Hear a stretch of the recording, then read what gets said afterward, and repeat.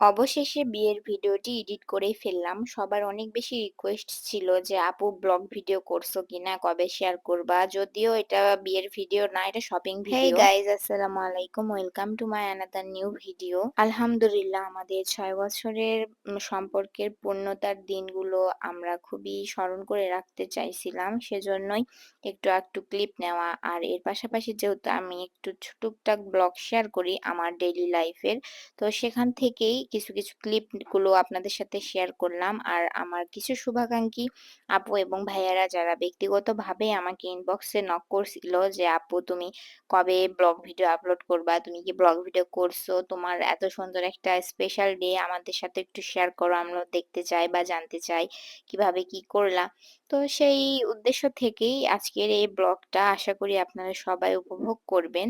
আমি আমার পার্সোনাল মানে যেভাবে আমার যা হইছে আরকি, যতটুকু যা খুবই সিম্পল ভাবে, আহামরি কোনো কিছু দেখবেন না এখানে আপনারা। খুবই সাধারণ, খুবই সিম্পল, যতটুকু না করলেই না, অতটুকুই করেছি সেটাই আপনাদের সাথে শেয়ার করলাম।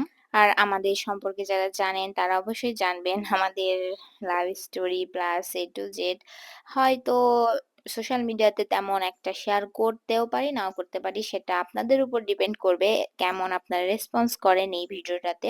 তো তারপরে আমি আমার লাইফ মানে সম্পর্কে একটু আপনাদের সাথে শেয়ার করব ইনশাআল্লাহ। আর সবাই মাশাআল্লাহ বলবেন, নজর দিবেন না কেউ। বর্তমানে নজরের যা মানে পাওয়ার, কি আর বলব? সেজন্য কিছু ছাড়তেও ভয় লাগে। এখন কিছু না ছাড়লেও না। তারপরেও আপনারা সবাই মাশাআল্লাহ বলবেন, দোয়া করবেন, ভালোবাসা দিবেন। ইনশাআল্লাহ আপনারা তাদের ডবল ফেরত পাবেন। কাউকে কুনজর, কারো উপরে মানে বদনজর দিয়ে কেউ কখনো ভালো থাকতে পারে না। নিজেও তো থাকবে না, অন্যদেরও থাকতে দিবে না। তো যাই হোক, এগুলা কথা বাদ দেই। আমার ভিডিওর টপিকটা নিয়ে কথা বলি। আমরা হুট করেই আমার বিয়ের ডেটটা খুবই মানে সাডেনলি ঠিক হইছিল। আমার বার্থডের দিনই বিয়ের ডেটটা ঠিক হয়ে গেছে। অনেকেই জানেন আমি আমার বার্থডে নিয়ে প্রত্যেকবারই খুবই এক্সাইটেড থাকি। আমি কিছু না কিছু করবই। আমার কাছে টাকা না থাকলেও আমি যেভাবেই হোক একা হলেও সেলিব্রেশন করব। আমার ফ্রেন্ডদের আমি কখনোই মানে এই গত ৫-৬ বছরে হয়তো কোনোদিনও কেউ বলতে পারবে না যে একটু আয়োজন করি নাই। তো যাই হোক, সে উদ্দেশ্যে আমি এক্সাইটেড ছিলাম। তারপরে হুট করেই দেখি আমাদের ফ্যামিলির মানুষ সেটা ২৪ তারিখেই ঠিক করল। বিশেষ করে তখন এসএসসি পরীক্ষা চলতেছিল।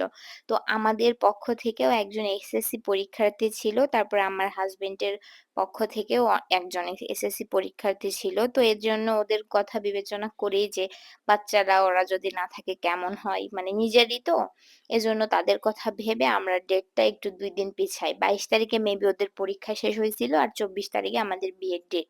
তো এদিকে তো আমি একটু খুশি, কারণ আমার স্পেশাল ডে জন্মদিন ২৪ আমার জন্য খুবই লাকি একটা মানে ডেট ২৪। অনেকে আছে না অনেক তারিখ অনেকের কাছে একটু বেশি মানে তারিখ বলতে সংখ্যা। তো এরকম আমার কাছে ২৪ তারিখটা খুবই আমার স্পেশাল।